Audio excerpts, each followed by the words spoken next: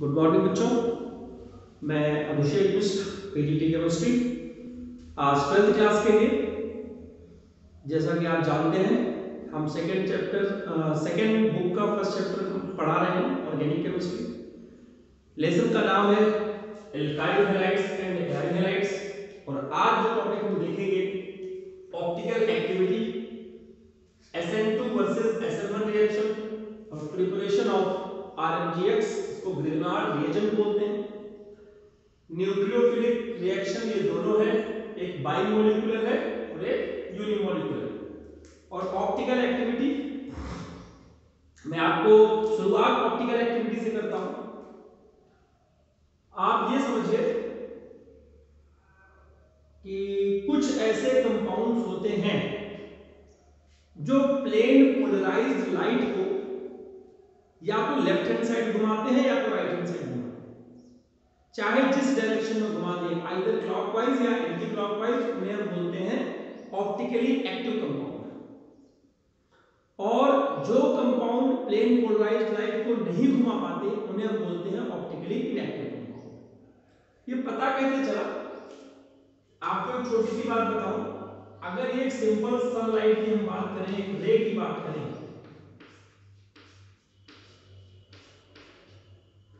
a ray vibrating in all plane, vibrating in all, सभी plane में vibrate कर रही है। इस लाइट को हमने निकोल प्रिज्म से पास आउट कराया, निकोल प्रिज्म।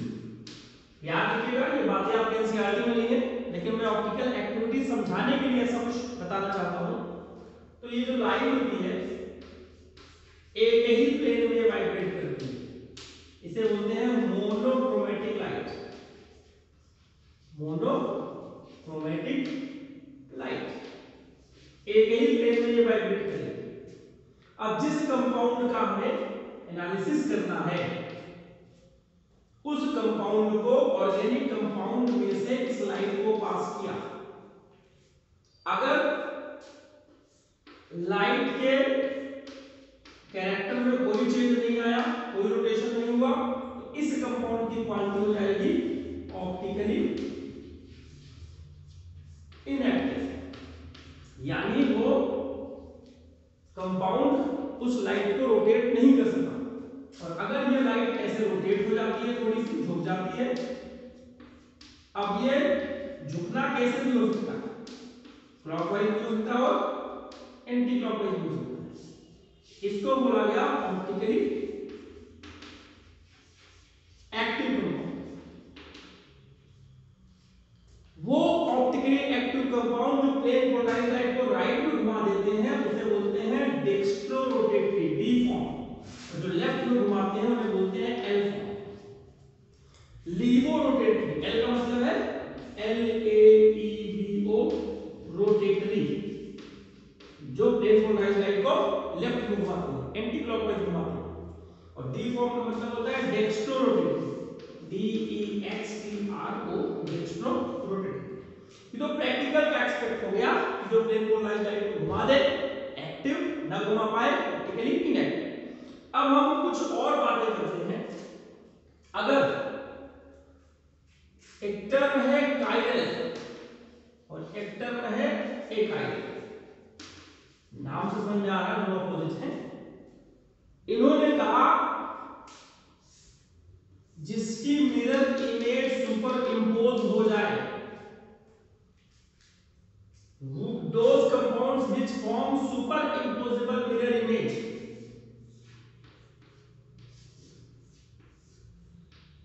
इंग्लिश के टर्म की अगर बात करें, ए बना के देख लीजिए, आई बना के देख लीजिए, ओ बना ही दिया हमने, एम बना के देख लीजिए, डब्ल्यू बना के देख लीजिए। इन सभी को कहा गया एकाइरल, और जितने भी एकाइरल कंपाउंड होते हैं वो इनएक्टिव होते हैं। Those compounds which form superimposable mirror images are achiral and such compounds are optically inactive. Chiral ये नॉन सुपरइम्पोजेबल मिरर इमेज बनाते हैं। अगर हमारा ये लेफ्ट हैंड है, उसका मिरर में आप इमेज देखेंगे तो आपको राइट हैंड दिखेगा, और आपका लेफ्ट हैंड और राइट हैंड इसको ऐसे सुपर इंपोज कराने की कोशिश करेंगे तो ये इंपोज नहीं होगा, फिंगर बाहर रह जाएंगे, यानी ऑप्टिकली एक्टिव कंपाउंड्स में आएंगे। अगर हम B बनाते हैं ऑप्टिकली एक्टिव, C बनाते हैं ऑप्टिकली एक्टिव, D बनाते हैं ऑप्टिकली एक्टिव, क्योंकि ये सुपर इंपोज नहीं होगा और ऐसे कंपाउंड ऑप्टिकली एक्टिव कहे जाते हैं। कायरल ऑप्टिकली एक्टिव एक ही बात, और एक टर्म और रह गया जिससे आप केमिस्ट्री में पहचान सकेंगे, सिमेट्रिक और एसिमेट्रिक। एसिमेट्रिक कार्बन वो कार्बन होता है जिसके चारों ग्रुप अलग अलग हो, A B D E, चारों ग्रुप अलग अलग हो तो वो एसिमेट्रिक कार्बन है। और अगर चारों ग्रुप अलग अलग ना हो, A B B D, ये दोनों कॉमन हो गए, कोई भी दो ग्रुप कॉमन हो जाए तो सब बोलेंगे सिमेट्रिक। और जो सिमेट्रिक वाला होता है वो ऑप्टिकली इनएक्टिव की कैटेगरी में आता है, और जो एसिमेट्रिक वाला होता है वो ऑप्टिकली एक्टिव की कैटेगरी में आता है। यानी chiral asymmetric optically active, achiral symmetric optically inactive. हमें इसी की ज्यादा जरूरत है, इसी से हम पहचान सकते हैं कि कौन सा कंपाउंड ऑप्टिकली एक्टिव है और कौन सा कंपाउंड ऑप्टिकली एक्टिव नहीं है। एग्जांपल एक दिखाता हूं मैं आपको, CH3 CH2 CH2 CH2OH, CH3 CH2 CHOH, butane 1-ऑल और ब्यूटेन 2-ऑल, ब्यूटेन 1-ऑल ये हट जाता है, ब्यूटेन 2-ऑल। ध्यान से देखिए कि इसमें कोई भी ऐसा कार्बन है जो एसिमेट्रिक है। अगर एक भी कार्बन मिल गया उस पूरे कंपाउंड को ऑप्टिकली एक्टिव किया। इस कार्बन पर 3 हाइड्रोजन कॉमन है, इस पे 2 हाइड्रोजन कॉमन है, इस पर 2 हाइड्रोजन कॉमन है, इस पर 2 हाइड्रोजन कॉमन है, यानी कोई भी एसिमेट्रिक कार्बन नहीं। तो सारे कार्बन कैसे हैं? सिमेट्रिक। ये कायरल होगा कि एकायरल? एकायरल। ऑप्टिकली एक्टिव होगा कि ऑप्टिकली इनएक्टिव? तो ऑप्टिकली इनएक्टिव, क्योंकि इसमें कोई भी कार्बन में एसिमेट्रिक नहीं मिला। यहां बात करते हैं, ये भी नहीं होगा, 3 हाइड्रोजन, यहां भी 2 हाइड्रोजन, यहां भी 3 हाइड्रोजन। इसको ध्यान से देखिए, इस कार्बन में यहां पर देखो, एक पर OH लगा हुआ है, एक पर H लगा हुआ है, एक पर CH3 लगा हुआ है और एक पर CH3 CH2 लगा हुआ है। इसके चारों बॉन्ड अलग अलग हैं, ये एसिमेट्रिक है, कायरल है, ऑप्टिकली एक्टिव। ये एग्जाम में पहचानने के लिए आ जाता है, दो कंपाउंड देकर पूछेगा which one is optically active, which one is not.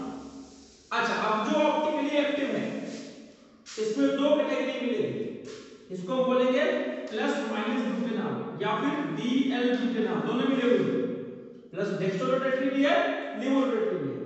अगर 50% D फॉर्म और 50% L फॉर्म को आपस में मिला दिया जाए तो ये जो बनेगा रेसिमिक मिक्सचर बनेगा, रेसिमिक मिक्सचर। समझिए इस चीज को, या फिर रेसिमिक मॉडिफिकेशन बोलते हैं, रेसिमिक मॉडिफिकेशन। समझिएगा, racemic mixture is always optically inactive because optical rotation due to one isomer is cancel out by the other isomer, इसलिए ऑप्टिकली एक्टिव नहीं होता। इस चीज को आप समझिएगा। फिर ये मिक्सचर होता है अपोजिटली आइसोमर डी फॉर्म और एल फॉर्म का, और इक्वल अमाउंट होता है, इसलिए वो कैंसिल आउट कर देते हैं। And the process of formation of racemic mixture is called racemisation. ये नंबर की डेफिनेशन है, इसे रेसिमाइजेशन कहते हैं।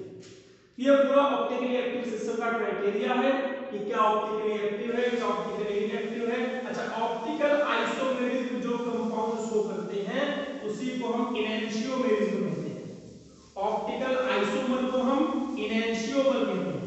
इसमें होना, तो एनहांसोमर की डेफिनेशन आ जाएगी, those compounds which are from non superimposable mirror images are called enantiomers and the phenomenon is known as enantiomerism। उस फिनोमेनन को क्या कहेंगे हम? एनहांसोमेरिज्म कहेंगे। अब हम आपको इसी के बेसिस पे दिखा देते हैं SN2 रिएक्शन क्या होता है, SN1 रिएक्शन क्या होता है। उस रिएक्शन को बताने के पहले मैं RMGX की प्रिपरेशन बता देता हूं, छोटी सी प्रिपरेशन है। अगर एल्काइल हैलाइड की रिएक्शन मैग्नीशियम से कराई जाए ड्राई ईथर में तो RMGX बन जाता है। यहां पे जो ये R है एल्काइल ग्रुप भी हो सकता है और फिनाइल भी हो सकता है, कोई भी ग्रुप हो सकता है। जैसे CH3Br Mg से रिएक्शन करता है ड्राई ईथर की प्रेजेंस में, बनेगा CH3MgBr, नाम क्या हो जाएगा? Methyl magnesium bromide. अगर यहां बेंजीन रिंग आ जाता है, यहां पर क्लोरीन लगा हुआ मैग्नीशियम की प्रेजेंस है, तो प्रोडक्ट बन जाएगा C6H5MgBr, नाम क्या हो जाएगा? Phenyl magnesium bromide. और याद रखिएगा यहां पर क्लोरीन, फ्लोरीन, ब्रोमीन, आयोडीन सब हो सकता है। देखिए स्टेप हो गई, यहां हमने Cl रखा है, यहां Cl रखना पड़ेगा। फिनाइल मैग्नीशियम क्लोराइड, इसको हम PHCl भी लिख सकते हैं, पीएच का मतलब फिनाइल होगा, Mg लगा सकते हैं और इस प्रोडक्ट को हम लिख सकते हैं PHMgCl। एक बात आप ध्यान रखिएगा कि Grignard reagent must be prepared in anhydrous condition. पानी से दूर बनाना चाहिए, क्यों? क्योंकि ये पानी से रिएक्शन करता है। RMGX जब पानी से रिएक्शन करता है तो ये इसका H R के पास चला जाता है और मैग्नीशियम इसमें कन्वर्ट हो जाता है, तो डिकम्पोज हो जाता है हाइड्रोकार्बन में। ऐसा न हो इसलिए उसे हम पानी से बचा कर रखते हैं। एनसीईआरटी का क्वेश्चन है एक्सरसाइज का, Grignard reagent must be prepared in anhydrous condition because in presence of water it decomposes into hydrocarbon। और ये रिएक्शन जरूर दिखानी है अगर एग्जाम में आता है कि RMGX कोई भी R हो, कोई भी बेंजीन रिंग हो, पानी से अगर दूर नहीं करेंगे तो डिकम्पोज होकर हाइड्रोकार्बन में कन्वर्ट हो जाएगा। एल्केन, एल्कीन, एल्काइन, बेंजीन, पता नहीं क्या क्या बनाएगा। ये बात समझ में आ रही है? समझिए आप अच्छे से। तो ये ग्रिग्नॉल रिएजेंट की प्रिपरेशन थी। अब हम आपसे बात कर लेते हैं SN2 और SN1 रिएक्शन।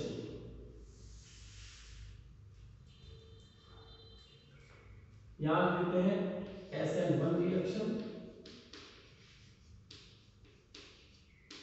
और यहां पे देते हैं SN2 रिएक्शन। सारी बातें एक साथ आप समझ जाइएगा। देखिए बाइमोलिकुलर न्यूक्लियोफिलिक सब्स्टिट्यूशन रिएक्शन क्योंकि यहां 2 है, यूनिमोलिकुलर न्यूक्लियोफिलिक सब्स्टिट्यूशन रिएक्शन क्योंकि यहां 1 है। कहा क्यों गया ऐसा कि इसमें अच्छा दोनों के केस में हो क्या रहा है? Rx है, न्यूक्लियोफाइल अटैक कर रहा है, इन बोथ केस RNU बन रहा है और X माइनस निकल रहा है। सेम रिएक्शन यहां भी हो रही है, सेम रिएक्शन वहां भी हो रही है, तो दोनों में क्या अंतर है? देखिए इस रिएक्शन में क्या होता है, जो रेट है वो directly proportional to Rx as well as concentration of nucleophile। लिख सकते हैं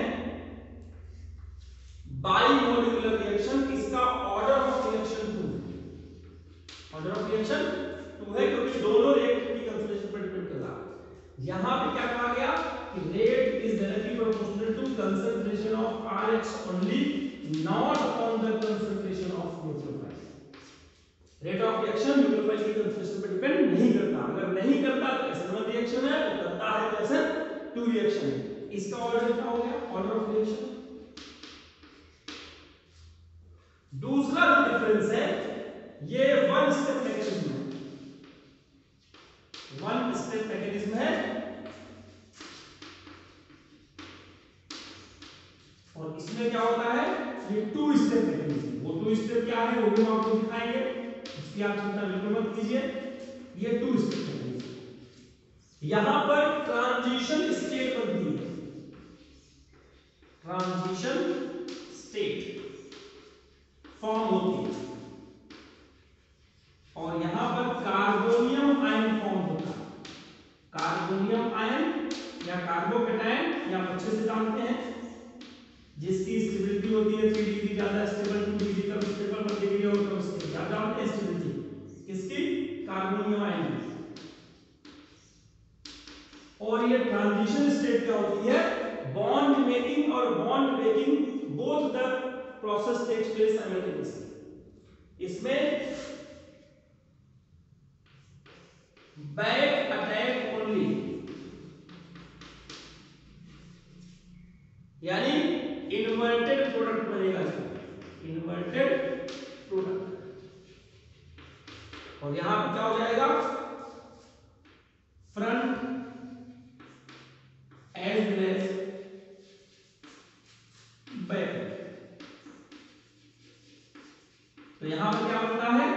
यहां पर जो प्रोडक्ट होगा वो रेसिमिक मिक्सचर बनेगा, वो दोनों बनेगा, डेक्स्ट्रो वाला भी बनेगा, लीवो वाला भी बनेगा, बैक अटैक भी होगा, फ्रंट अटैक भी होगा। अब ऑर्डर की बात हम आपको कल ही बता चुके हैं, अब इसकी मैकेनिज्म दिखा देते हैं। वन स्टेप में क्या होगा? ट्रांजिशन स्टेट कहां बनती है? अगर हमारे पास ये कोई हेलोजन है, एक्स ले लेते हैं, और यहां पर मान लीजिए छोटे छोटे एटम लगे हुए हैं, फिर यहां पर अटैक हुआ न्यूक्लियोफाइल का, तो याद रखिएगा ये भी निगेटिव, ये भी निगेटिव, निगेटिव निगेटिव में रिपल्शन, ये मैक्सिमम डिस्टेंस मेंटेन करके बैक साइड अटैक करेगा, इसे बोलते हैं बैक अटैक, बैक अटैक। फिर यहां जो प्रोडक्ट बनेगा, एक इंटरमीडिएट स्टेट बनती है जिसमें ये वाला बॉन्ड टूटने लगता है और ये वाला बॉन्ड जुड़ने लगता है, that state is called transition state. Bond making and bond breaking both the process takes place simultaneously. It is intermediate state. यहाँ रिएक्शन कंप्लीट नहीं हुई और जल्दी से ये ब्रेक हो जाता है आपके इस कंपाउंड में।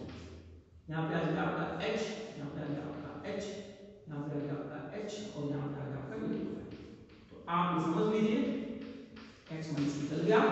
यहाँ पर निगेटिव वाला पार्ट राइट हैंड साइड का, यहाँ लेफ्ट हैंड साइड आ गया, इसीलिए इसको बोलते हैं इन्वर्टेड प्रोडक्ट, इन्वर्टेड प्रोडक्ट। समझ में आ गया पूरी कहानी? रेट ऑफ रिएक्शन दोनों पर डिपेंड कर रहा है, ऑर्डर ऑफ रिएक्शन 2 है, एक ही स्टेप में मैकेनिज्म हो रही है, सिंगल स्टेप, यहां पे कोई डबल स्टेप नहीं आता। ट्रांजिशन स्टेट बन रही है, दिख रहा है, बैक अटैक हो रहा है, ये भी आपको दिख रहा है, इन्वर्टेड प्रोडक्ट हो रहा है, ये भी आपको दिख रहा है। और कल की क्लास में मैंने आपको बता दिया था 1 डिग्री ज्यादा रिएक्टिव, 2 डिग्री कम रिएक्टिव, 3 डिग्री और कम रिएक्टिव। तो क्या बल्कियर ग्रुप ज्यादा रहेंगे तो ये 1 स्टेप में नहीं होगा, तो कार्बोनियम आयन फॉर्म होगा 2 स्टेप में होगा, क्योंकि 3 डिग्री कार्बोनियम आयन ज्यादा स्टेबल होता है। दिखाते इन्होंने कहा कि अगर आपके पास बल्कियर हैलाइड है तो पहले स्टेप में क्या होता है, इसी को रेट डिटरमिनिंग स्टेप कहते हैं, आप जानते हैं, सबसे स्लोवेस्ट स्टेप होता है। तो पहले क्या होगा, ये हट जाता है, ये बन गया CH3 थ्राइस C, और ये आपका X, जो भी X है। हेलो जी, ध्यान से देखिएगा, ये 3 डिग्री है, 3 डिग्री हो या 2 डिग्री हो, तो बल्कियर हो बस, ये ध्यान रखिएगा, ये आपका प्लस चार्ज। और आप चेक करके देख लीजिएगा, अगर 3 सिग्मा बॉन्ड है तो यहां पर ट्रायंगुलर ज्योमेट्री बनती है। अब ये जो न्यूक्लियोफाइल अटैक करेगा, ये प्लस है ये माइनस है, तो कोई रिपल्शन नहीं है, ये फ्रंट अटैक भी कर सकता है और बैक अटैक भी कर सकता है, मर्जी उसकी। तो जो फ्रंट अटैक करेगा, एक में प्रोडक्ट आपका न्यूक्लियोफाइल राइट में रहेगा, तो बैक अटैक करेगा तो लेफ्ट में रहेगा। इसको हम बोल सकते हैं सेम प्रोडक्ट को रिटेंशन बोलते हैं, रिटेंटेड प्रोडक्ट, रिटेंटेड, और इसे बोलते हैं इन्वर्टेड, जो अपोजिट वाला बना था। और इन दोनों को मिला के कहते हैं रेसिमिक मिक्सचर, रेसिमिक मिक्सचर। बतानी हो गई। और स्टेबिलिटी का क्राइटेरिया यहाँ बताएं तो 3 डिग्री ज्यादा स्टेबल, 2 डिग्री कम स्टेबल, 1 डिग्री और कम स्टेबल। क्योंकि यहाँ 3 डिग्री कार्बोनिल आयन बनेगा, इसकी स्टेबिलिटी ज्यादा होगी, तो जल्दी अटैक करेगा, रेट ऑफ रिएक्शन फास्ट होगा। अगर केवल मिथाइल यहाँ पर होता तो कार्बोनिल आयन हाईली अनस्टेबल होता, तो ये रिएक्शन होता ही नहीं, बहुत स्लो स्टेप होता है या होगा ही नहीं। हम मान के चलते हैं मिथाइल वाले में 1 डिग्री वाले में SN2 होता है, 3 डिग्री वाले में SN1 होता है, 2 डिग्री वाला है तो दोनों क्लोरीन हो सकते हैं, ये आपको समझना है। लेकिन वो पूछेगा दो कंपाउंड देकर कि किसमें SN1 ज्यादा होगा, किसमें SN2 ज्यादा होगा। इससे आप आराम से पहचान सकते हैं कि रिएक्टिविटी किसकी ज्यादा यहां पर है और किसकी ज्यादा है। फिर से इन दोनों की एनालिसिस कर देते हैं। डिफरेंस क्या है? पहला difference, it stands for bimolecular reaction, it stands for unimolecular reaction. Rate depends on the concentration of Rx as well as on nucleophile. That is why order of reaction is 2. Rate depends only on the concentration of Rx, not on the concentration of nucleophile. That is why order of reaction is 1.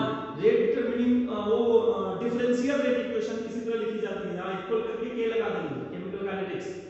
It is of one step mechanism और it is of two step mechanism.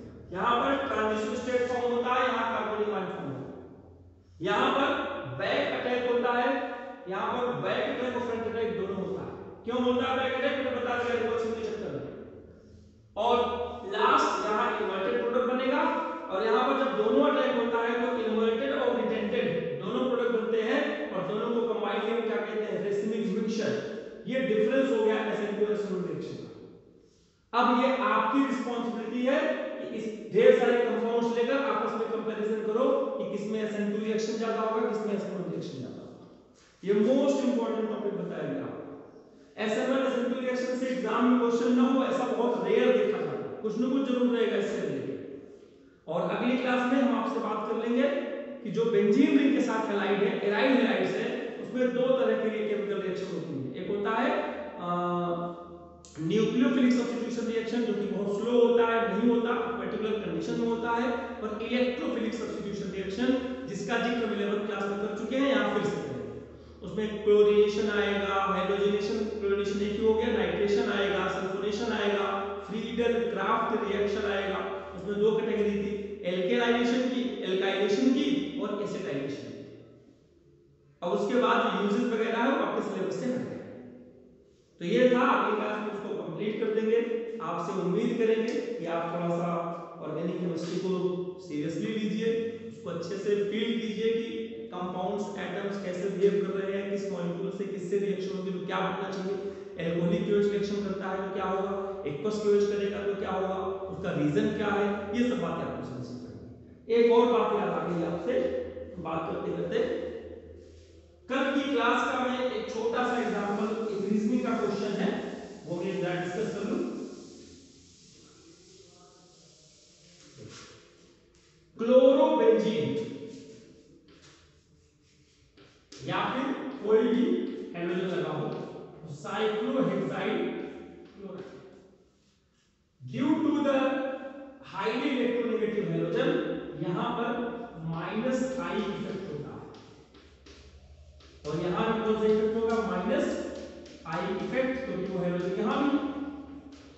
फर्क किसका पड़ रहा है? इसमें +R effect भी है, +R effect अब बनाएंगे तो यहां पर नेगेटिव आएगा, यहां पर नेगेटिव आएगा, यहां पर नेगेटिव आएगा, रेजोनेंस। तो बिकॉज़ ऑफ रेजोनेंस यहां पर दोनों अपोजिट डायरेक्शन में है, इसका डाइपोल मोमेंट कम होगा, इसका डाइपोल मोमेंट ज्यादा होगा। तो mu of cyclohexyl chloride is less than that mu of, sorry, chlorobenzene का कम होता है साइक्लोहेक्साइड क्लोराइड से। सिंपल आंसर लिख देंगे ड्यू टू रेजोनेंस, क्योंकि यहां रेजोनेंस है, यहां नहीं है। तो because of resonance dipole moment of chlorobenzene is less than that of cyclohexyl chloride. ये बात मुझे बतानी थी। लास्ट क्लास में फिजिकल प्रॉपर्टीज में टॉपिक रह गया था कि साइक्लोहेक्साइड क्लोराइड और क्लोरोबेंजीन में किसका डाइपोल मोमेंट ज्यादा होगा। और इसके बाद अगर कोई बात आपको याद आती है दोबारा अगली क्लास में डिस्कस कर लेंगे उसे। आज की क्लास में बस इतना ही। खुश रहिए, मुस्कुराते रहिए, कोरोना से बचकर अपनी पढ़ाई आप कंटिन्यू करते रहिए और एग्जाम की तैयारी करते रहिए। मिलते हैं अगली क्लास में, आज के लिए इतना ही। धन्यवाद।